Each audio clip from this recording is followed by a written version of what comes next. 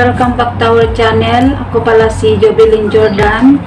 Kung bago ka pa dito sa aking YouTube channel ay huwag kalimutan i-subscribe at i-click ang aking notification bell para update kayo sa lahat ng aking episode, guys.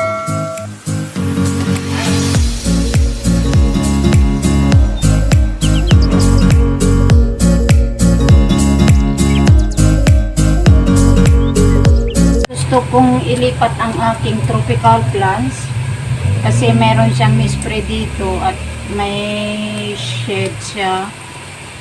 Yan, gawin kong small forest ng aking mga halaman. Yung ayaw ng inaarawan, gusto lang yung part shade at may spray. Tamang-tama, meron akong nilagay dito na may spray.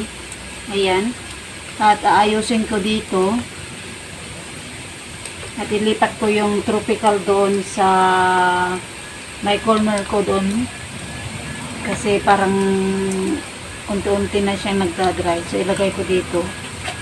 Mayroon siyang makuha na maraming air. Saka mas maliwanag.